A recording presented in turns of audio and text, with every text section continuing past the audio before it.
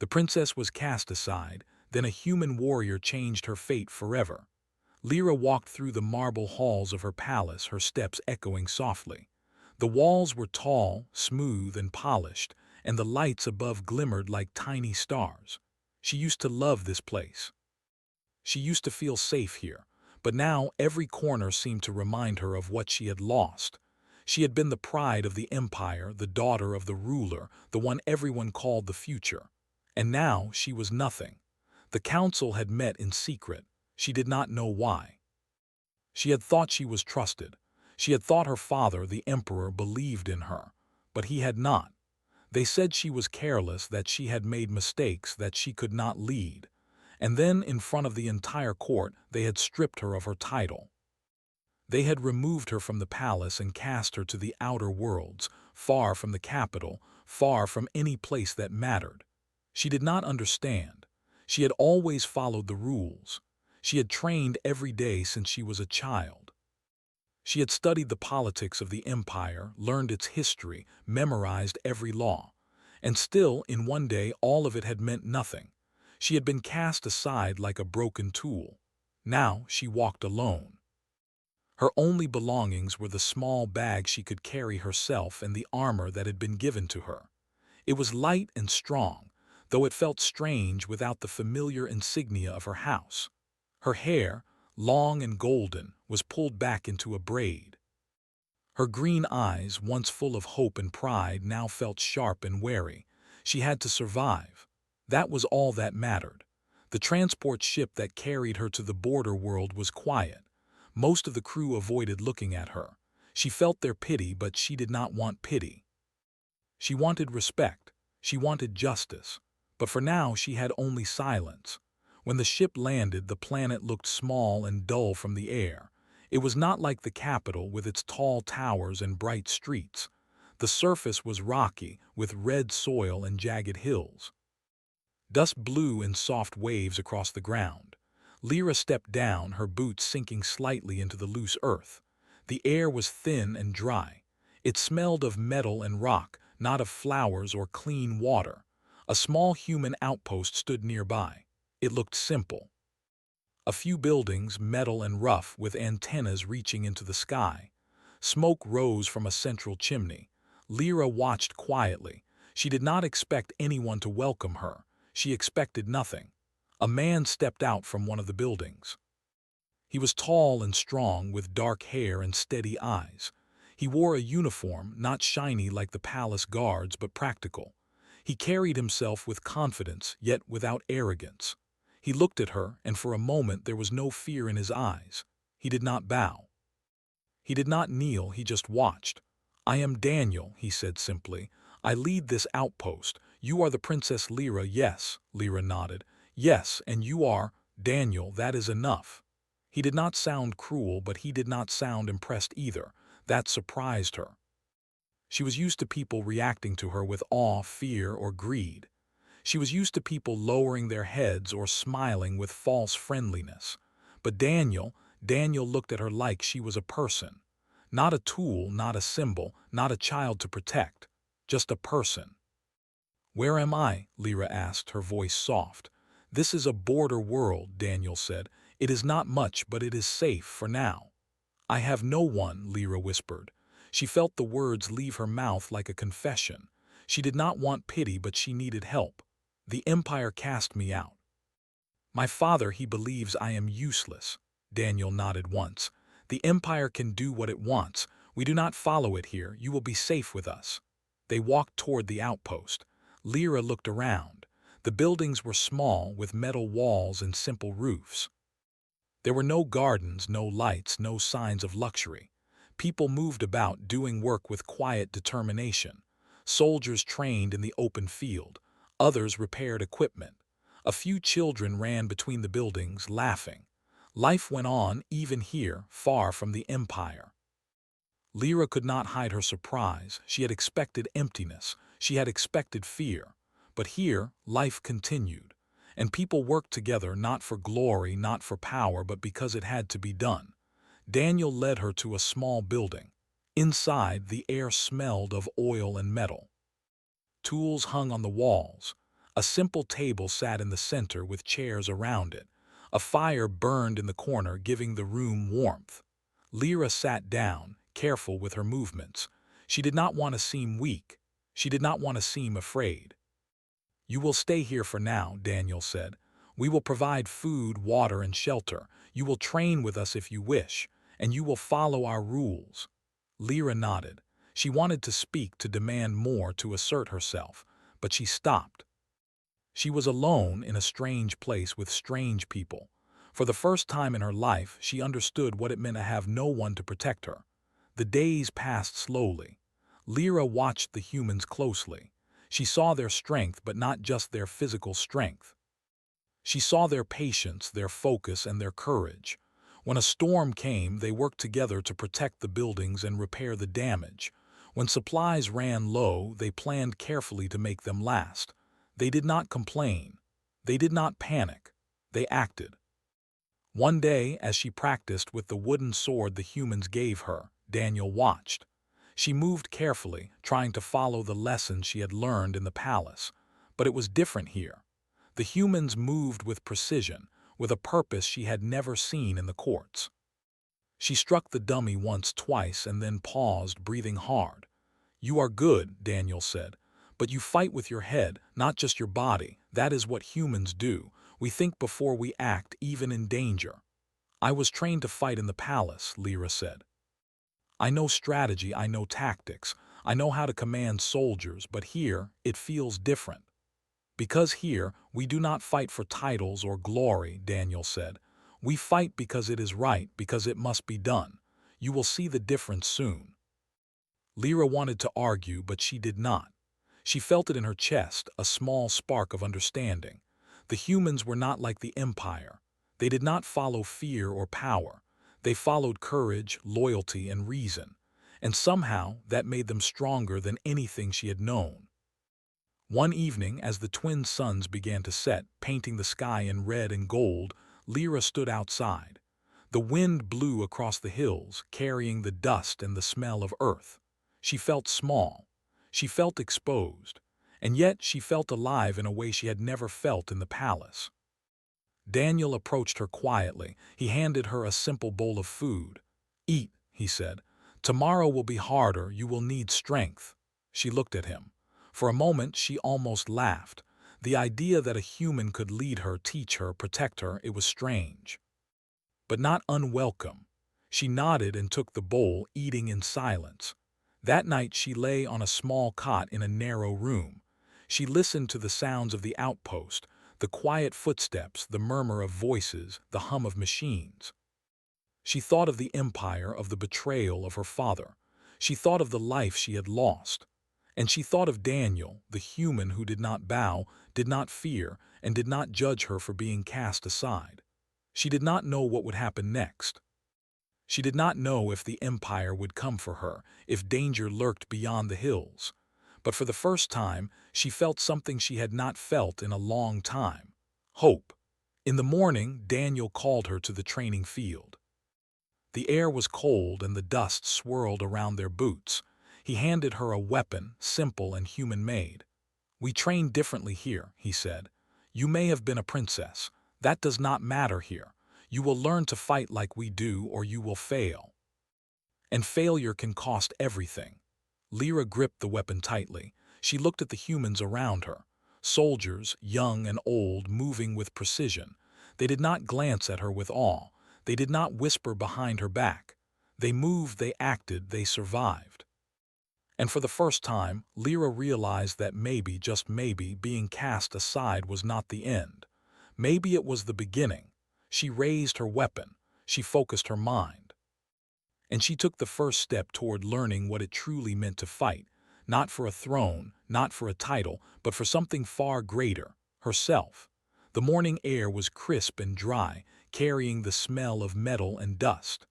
Lyra stepped out of the small building and looked around. The sun had just risen over the red hills and the outpost seemed quiet. Soldiers moved in the distance, some lifting supplies, others practicing formations. Everything seemed simple, yet purposeful. Daniel waited at the edge of the training ground. His posture was calm, his dark eyes steady on her. "Today you will train with the others," he said. "Not as a princess, but as a soldier. Watch, learn, and act. We do not make excuses here." Lyra nodded, gripping the wooden practice sword in her hands. She had trained with real weapons before, with swords and energy blades in the palace halls and practice rooms. But the humans here fought differently. Their movements were direct, simple, and fast.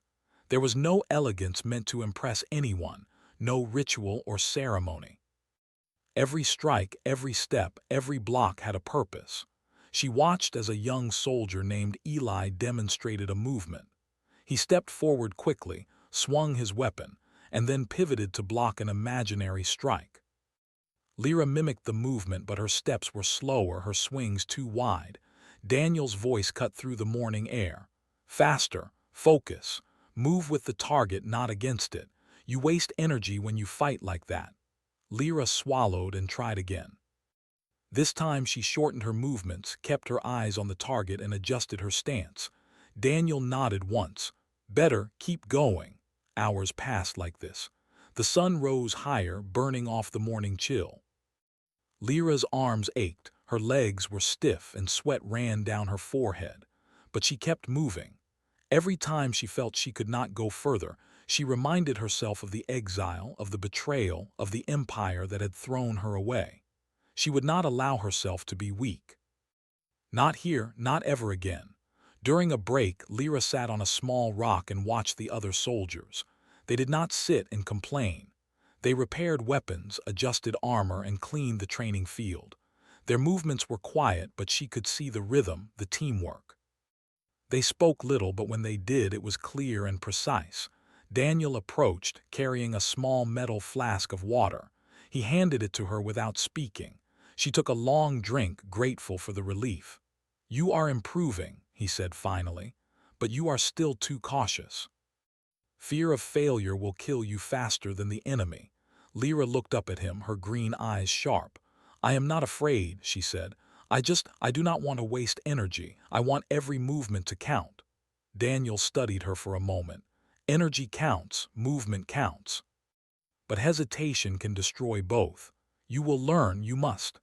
Just as he finished speaking, a signal sounded from the edge of the outpost, a high-pitched alarm that cut through the quiet. Soldiers ran to their positions, grabbing weapons and checking equipment.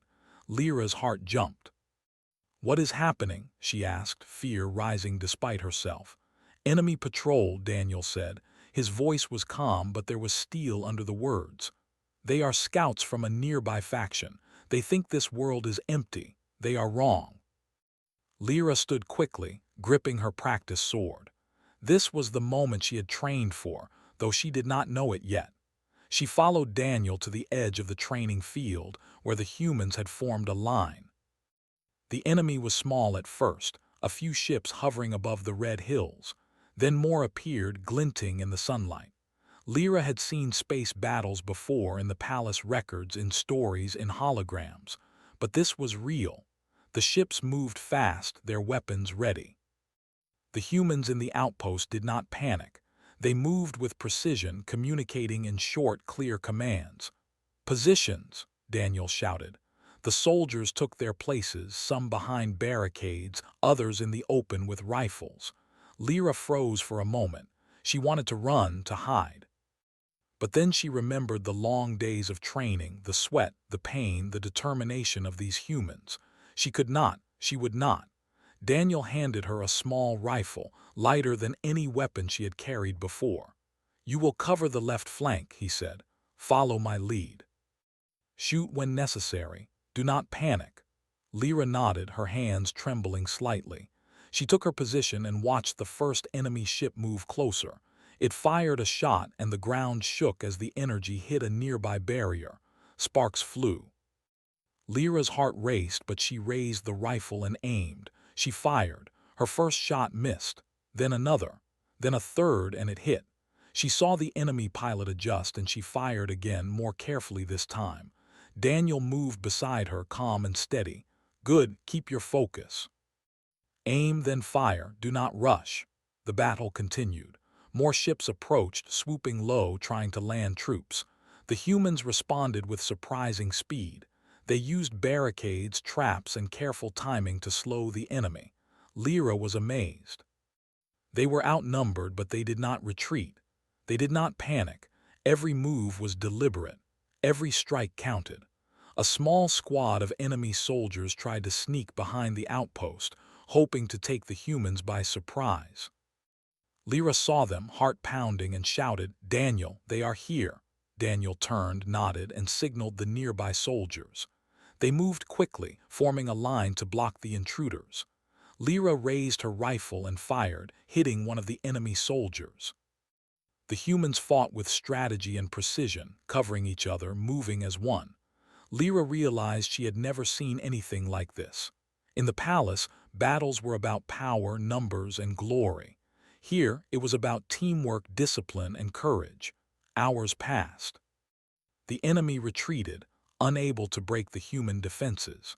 The outpost was battered, with walls scorched and debris scattered across the ground, but no one had been seriously injured. Lyra stood breathing heavily, adrenaline still pumping.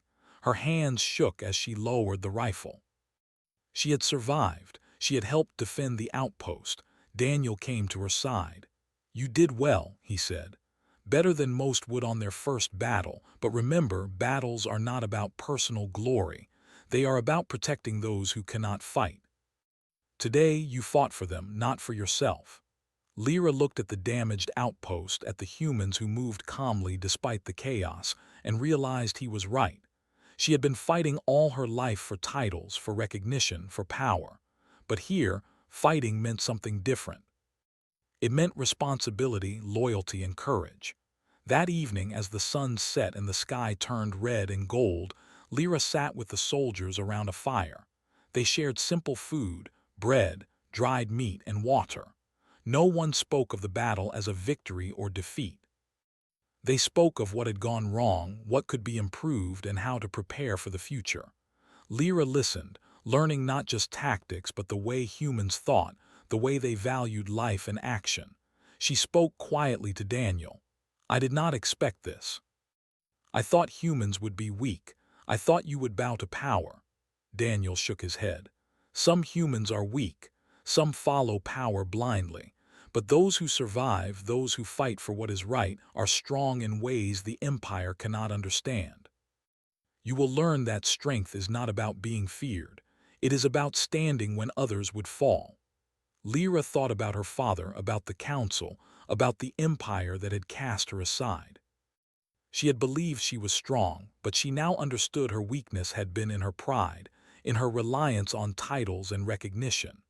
Here, strength was earned, moment by moment, through action and choice. That night, as Lyra lay on her cot, she could still hear the hum of the outpost and the quiet conversations of the soldiers. Her body ached, but her mind was alive in a way it had not been for years. She understood that being cast aside had brought her to a place where she could truly learn, truly grow. She closed her eyes and made a silent promise to herself. She would not be a pawn. She would not be a broken tool. She would survive and she would learn. And when the time came, she would stand not as a princess, but as someone who understood true strength. And somewhere in the darkness, as the winds blew across the red hills, she felt a spark of something she had not felt in a long time: hope, not for power, but for herself. The morning came with a pale light over the red hills. Lyra woke before the suns fully rose. Her body ached from the previous day's battle, but her mind was restless. She could not stop thinking about the Empire, about her father, and about the betrayal that had brought her here. She felt anger and sadness, but underneath it all, there was curiosity. She needed to understand why she had been cast aside, and she wanted answers she could not get alone. Daniel found her outside the small building, looking toward the distant hills. "You are up early," he said. His tone was calm, without judgment. "Not many sleep well after their first fight." "I cannot sleep," Lyra admitted. "I keep thinking about my father, about the Empire, about the Council. Why would they do this to me? I followed every rule, learned everything they asked of me. Why would they betray me? Daniel studied her, then nodded slowly. Some betrayals are not about what you did. They are about fear. They are about power. Your father may have believed he was protecting the empire, or he may have wanted someone else in your place. Either way, it is not your fault. Lyra frowned, shaking her head. It feels like it is my fault. I failed somehow. If I had been smarter, stronger, maybe this would not have happened. Daniel stepped closer, placing a hand on her shoulder. Strength is not measured by titles or recognition. You are alive. You are learning. That is more than many can say. You will have time to grow. But first, you must understand your situation clearly. You need to see the truth, not just the lies you have been told. Lyra took a deep breath. She wanted to ask more, to know how, but Daniel said nothing else. Instead, he motioned for her to follow. They walked to the outpost's small command building, where a few soldiers were already examining maps and reports. Lyra, Daniel said, you will see what we know about the Empire. It may help you understand why you were cast out. She leaned over a map of the sector. It showed planets, trade routes, military positions, and borders. Small symbols marked fleets and outposts. Lyra studied it carefully. She had seen maps like this in the palace, but this one was different. It was not for show. It was for action. Daniel pointed to a nearby system. This is your home system, he said.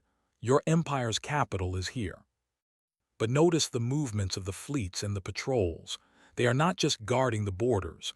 They are targeting specific people, specific leaders. Someone is planning something inside the empire. Someone wanted you gone. Lyra's heart pounded. Someone wanted me gone. But who? We do not know yet, Daniel said. But there are signs of a conspiracy. Your exile was not a mistake. It was intentional. Someone in your court wanted you removed. Perhaps they feared your influence, your knowledge, or your strength. Whatever the reason, you were cast aside and they believed no one would help you. Lyra's hands trembled slightly as she studied the map. The betrayal she had felt was real, but now it seemed worse. It was not just her father or the council. It was someone in her court, someone who had planned everything carefully. She realized that she had been blind to the danger all along. Daniel noticed her silence. You have skills, training, and knowledge they do not, but you need allies. That is why you are here, not just to survive, but to plan. You must learn from the humans, from their strategies, and from their courage. You cannot do this alone. Lyra nodded slowly. I want to understand. I want to fight back. But how? I have no fleet, no soldiers, no power here. Daniel smiled faintly. Power is not always in armies or titles. Sometimes it is in knowledge, in planning, and in courage. You will see that humans can achieve much with little. And if you learn from them, you can use their ways to survive, and eventually to reclaim what was taken from you. Over the next several days, Lyra spent her time with the humans, learning not just combat but planning and strategy. She trained with Daniel and other soldiers, learning to coordinate movements, set traps, and anticipate enemy actions. She learned about supply lines, scouting, and communication. She discovered that humans had a way of turning weakness into strength, of using intelligence and quick thinking to overcome far stronger forces. One afternoon, as she rested after drills, Lyra spoke to a human medic named Claire. Claire was quiet and patient, with soft eyes and a gentle voice. Lyra had observed her working tirelessly during the previous battle, treating injuries without complaint. Claire, Lyra began, do you ever wonder why humans fight? Why you risk everything, even when the Empire does not care about you? Claire smiled faintly. We fight because it is right. We fight because we must protect what we can. Not for titles, not for recognition. Just because someone has to, that is enough for us. Lyra thought about that. She had spent her life seeking recognition, respect, and power. The humans fought without expecting anything in return. They risked their lives not for glory, but for each other. She realized how different she had been, how blind she had been to the meaning of true strength. Days passed, and Lyra grew stronger. She learned to anticipate enemy movements, to read situations quickly, and to act decisively. Daniel noticed her progress and nodded in approval. You are learning fast, but remember, strength is not just about skill. It is about decision, courage, and responsibility. You will be tested soon. I hope you are ready. Lyra's mind raced. She knew that the Empire would not leave her in peace. Someone had betrayed her, and she had no idea who. She also knew that she could not return to the capital without understanding the truth and having a plan. One evening, as the twin suns set and painted the sky red and gold, Daniel called her to the command building. He handed her a small device that could access encrypted transmissions. This will help you see messages from the Empire, he said. We have intercepted some communications. They may contain clues about your exile. Lyra's hands trembled slightly as she activated the device. Lines of text scrolled across the screen in the language of the Empire. She recognized some names, names she had trusted. She saw references to plans, orders, and instructions. And then she saw a name that made her stomach twist, one of her father's closest advisors. Someone she had considered a friend, someone she had confided in. Her heart pounded. He wanted me gone, she whispered. Daniel placed a hand on her shoulder. It appears so, but now you have knowledge, you have allies. You have a chance to understand the full plan and to act. Do not let anger guide you. Let it focus you. Lyra nodded. She spent the rest of the night reviewing the transmissions, piecing together the conspiracy. She discovered that the council had grown fearful of her growing influence. They feared her intelligence, her training, and her popularity among the people. They had plotted her exile carefully, using false evidence to convince her father that she was a danger to the Empire. Tears came to her eyes not from weakness but from realization. She had been betrayed by those she trusted most, and yet she felt no despair. She felt clarity. She now understood the danger. She understood the enemy. And she understood that she had allies, humans who had no loyalty to her throne, but who had chosen to help her because it was right. The following days were filled with preparation. Lyra worked with Daniel to improve the outpost's defenses, set up observation points, and train in new combat techniques. She practiced tactics she had never used before, combining human strategies with her own training. She learned to think quickly, to make decisions under pressure, and to act decisively. One morning, a scout returned from the hills with urgent news. Princess Lyra, Daniel, the scout said, there are Imperial forces moving toward the border. It seems they are searching for someone. We do not know if they are aware of you yet. Lyra's heart raced. She looked at Daniel, who remained calm. We must prepare, he said. They will come. We do not know their numbers, but we do know our ground. We will use what we have. You will fight with us not as a princess, but as one of us. Can you do that? Lyra nodded, gripping her weapon tightly. Yes, I will fight. Daniel studied her for a long moment. Good. Remember, courage is not the absence of fear. It is acting in spite of it. Stand with us and we will survive together. Lyra felt a strange calm wash over her. She was no longer the helpless princess cast aside. She was learning, growing, and preparing. She had allies she could trust. She had knowledge of the enemy. And most importantly, she had courage. That night she lay on her cot, thinking of the empire, of betrayal, and of the humans who had chosen to help her. She understood that the road ahead would be difficult, that danger awaited, and that she could not return to the capital yet. But she also knew that she was no longer alone. She had learned the first lesson of survival. Trust, courage, and preparation were stronger than titles or fear. And as she closed her eyes, she felt something she had never felt in the palace, a sense of purpose. Not to reclaim her throne yet, but to learn, to grow, and to prepare for the day when she could confront those who had betrayed her, and stand stronger than ever before. The morning sky was red and gold as Lyra stood at the edge of the training field. Her hands were steady on her weapon, her eyes scanning the hills. The humans around her moved quietly, preparing defenses and checking equipment. Something in the air told her that today would not be like the days before. The tension was heavy but controlled. Daniel approached, his face calm as always. "They are coming," he said simply. "Imperial forces. They know someone is here. It is likely they are searching for you." Lyra felt her heart tighten. She had prepared, trained, and learned, but nothing could completely erase fear. Not fear of defeat, not fear of death, but she did not step back. She squared her shoulders and nodded. "Then we fight," she said. Daniel gave her a small nod of approval. "Remember, courage is acting even when you are afraid. Keep your focus. Protect the outpost. Protect each other." The humans moved into position. Barricades were reinforced, small traps were set, and lookout points were manned. Lyra found herself at one of the flanks, alongside a young soldier named Ben. He was quiet but confident, his hand steady on his weapon. Lyra noticed the way he worked, how every movement had a purpose, and she tried to mirror it. The first signs of the Imperial forces appeared on the horizon. Small scout ships hovered above the hills, their engines humming in the morning air. Lyra's breath caught in her throat, but she raised her weapon and waited. Daniel shouted orders, his voice calm but firm.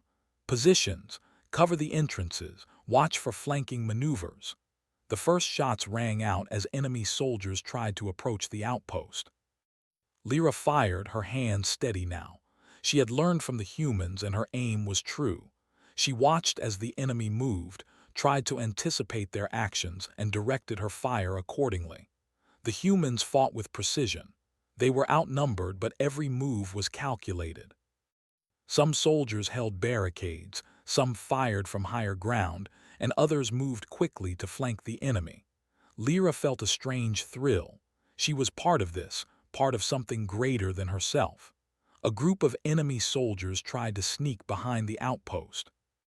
Lyra spotted them, her heart pounding. "Daniel, behind us!" she shouted.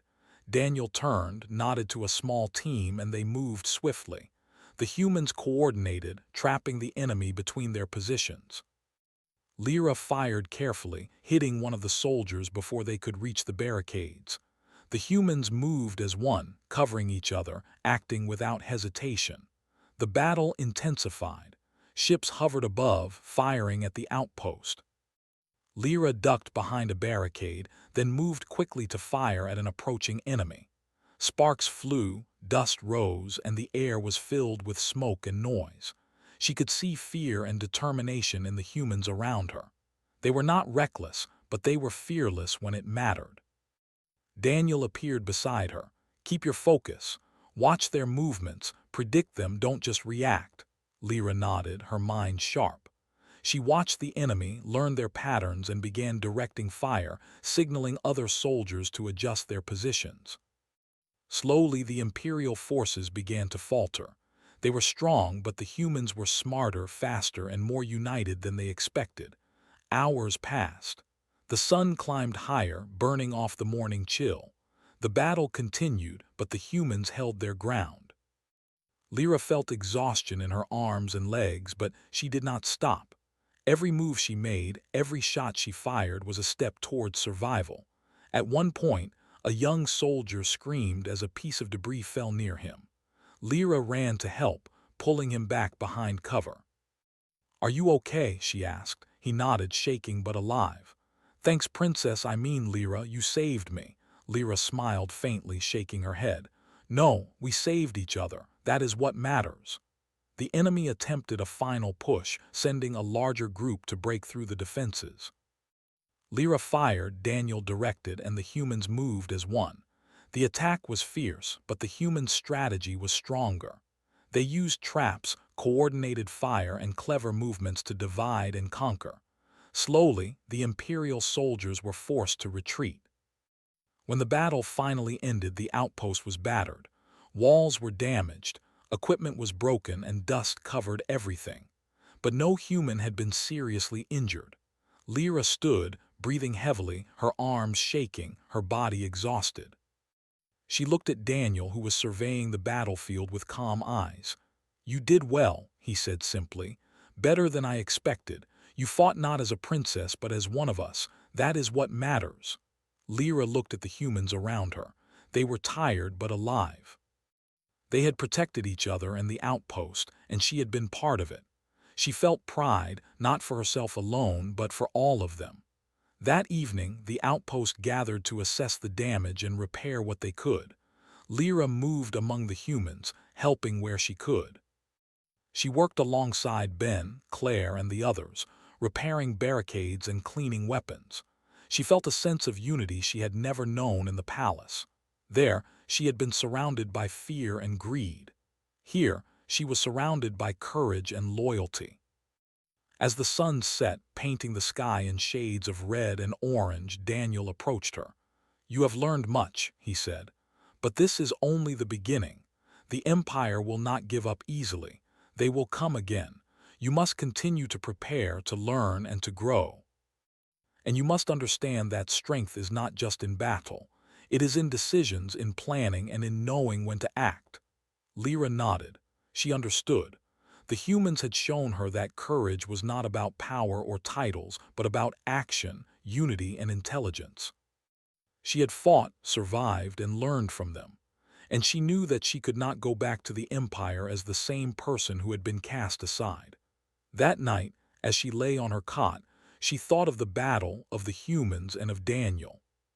She realized that she had found something far more valuable than a throne: knowledge, courage, and true allies. She had been cast aside, but she was no longer powerless. She had learned to fight not just for herself, but for others, and that was a strength the Empire could never take from her. And as the stars rose over the red hills, Lyra felt a quiet determination settle in her heart. She would face the Empire again, but this time, she would not be alone. She would fight, she would survive, and she would reclaim her place, not as a pawn, but as a leader who had learned the true meaning of strength. The morning air was cold and clear as Lyra stood at the edge of the outpost, looking toward the horizon. The twin suns rose slowly, casting long shadows over the red hills. She felt a quiet determination in her chest, stronger than anything she had felt before. She had trained, she had fought, and she had survived. Now it was time to face the Empire and take back what had been stolen from her. Daniel approached, his expression calm. "The forces you feared are still near the border. If you move now, you must act carefully. The Empire will not give up easily." Lyra nodded. She had spent days studying the intercepted messages, analyzing the movements of the Council and the advisors who had betrayed her. She had traced their plans and learned the weaknesses in their strategy. She had also learned to trust the humans around her. Daniel, Ben, Claire, and the others had become her allies in every sense of the word. They had taught her courage, teamwork, and patience. She would not face the Empire alone. "We leave today," she said. Her voice was steady. "We strike at the heart of the conspiracy. We expose the truth." Daniel gave a small nod. "Then let us prepare." For the next hours, the humans and Lyra worked together. They repaired ships, packed supplies, and reviewed plans. Lyra studied maps, memorizing every patrol route and defense line. She went over each step carefully, ensuring that nothing was left to chance. Daniel watched her, impressed by her focus and determination. "You have changed," he said quietly. "The princess who arrived here would have been afraid. Now you are ready." Lyra smiled faintly. "I was cast aside. I had no choice but to change." By midday, their small fleet lifted off from the outpost, gliding silently over the hills and toward the Empire. Lyra stood on the deck of one of the ships, looking at the distant capital, gleaming in the sunlight. She felt a mixture of fear and anticipation. She had been betrayed, abandoned, and underestimated. But now she was ready. She was not the same person who had arrived here weeks ago. As they approached the capital system, Lyra briefed the humans on the plan. "We will divide into small teams," she said. "Some will infiltrate the council chambers, some will secure the evidence, and some will ensure our exit routes remain open. Timing is everything. We cannot fail." Daniel looked at her, respect in his eyes. "You speak with authority." Not as a princess, but as a leader, Lyra nodded, because I have learned what it means to lead, not by title but by action. The humans prepared for the mission. Weapons were checked, comm devices tested, and final instructions given. Lyra felt her pulse quicken, but she kept her focus. She had faced fear before, and she had learned to control it. Now, she would use that control to strike at those who had betrayed her. The fleet approached the capital silently, avoiding major patrols. Lyra's heart pounded as they moved closer. She remembered the palace halls, the cold glances of the council, the betrayal that had cast her aside. All of it fueled her determination. She would not be powerless any longer. Once inside the capital, the teams moved quickly and quietly. Lyra led a group through the palace corridors, avoiding guards and security systems. She felt the weight of every step, knowing that discovery could mean failure or worse. But she moved with confidence, guided by the knowledge she had gained from the humans and her own experience. They reached the council chambers. Lyra's heart skipped a beat. The room was grand, with tall walls, polished floors, and bright lights. Around the table sat the advisors who had betrayed her. They looked up, shocked to see her standing there not as a helpless princess, but as someone who had come to confront them with the truth. "You," Lyra said, her voice strong and clear. "You plotted my exile. You lied to my father. You thought I would be powerless, but I have learned, and I have allies who will show you what courage truly means." The advisors rose, shouting in surprise and anger. Guards rushed forward, but the humans moved faster. Daniel and the other soldiers covered Lyra, using precision and strategy to block any attack. Lyra herself moved with purpose, her weapon ready, every action calculated. She activated the device that had intercepted the communications. The evidence appeared on the screens. Every plot, every false accusation, every order to exile her was there in black and white. The advisors' faces turned pale as the truth was revealed. "This proves your betrayal," Lyra said. "You used lies to remove me, but the Empire will see your treachery. You cannot hide." The advisors tried to speak, but Lyra raised her hand. "Silence. You will answer for your actions. The Empire will know the truth, and justice will be done." The humans secured the room, keeping the advisors in place. Lyra moved among them, calm but firm. She felt no fear, only determination. She was no longer a pawn. She was a leader who had learned courage, strategy, and loyalty from the humans who had stood by her side. As the evidence was sent to the central systems of the Empire, the truth spread quickly. Messages went to leaders, officials, and even her father. The council had underestimated her, underestimated the humans, and underestimated the power of truth. The palace guards, seeing the human strength and Lyra's determination, stepped aside. They had no orders to fight against someone who had evidence, allies, and the courage to act. Lyra moved through the halls, standing taller than she had ever stood. She felt the weight of her former title, but now it was paired with the strength of experience and action. When her father finally arrived, he looked at her with surprise and a mix of shame and relief. "Lyra," he said, his voice soft. I did not know, I did not see the truth until now." Lyra met his gaze. "Father, the truth is clear. I was betrayed. I was cast aside. But I survived, not because of a title, but because I learned courage, loyalty, and strategy from those who fought with me. You must see now that strength is not in fear or control, but in action and in allies you can trust." Her father nodded slowly, his face showing regret. "You have grown stronger than I imagined. I see now that I failed to protect you." Lyra's eyes softened, but she remained firm. "I forgive the mistakes, but I cannot forget the betrayal. Those responsible must face justice. And I will ensure the Empire values courage and loyalty, not fear and deceit." With the council exposed and the evidence secured, Lyra's position as heir was restored, but she no longer relied on titles alone. She had earned the respect of the humans who had fought beside her and taught her what true strength meant. She offered them favor, protection, and trust, but Daniel shook his head. "We do not fight for rewards," he said. "We fight because it is right. Treat us as equals and we will stand with you." Lyra smiled. "Then you shall have that. You have taught me what leadership truly means. I will honor that lesson." The empire began to change. The advisors who had betrayed her were removed from power, and new policies encouraged fairness, courage, and loyalty. Lyra's experience with the humans influenced her decisions. She saw the value of action, of preparation, and of trust. She often returned to the humans, visiting their outpost and training alongside them.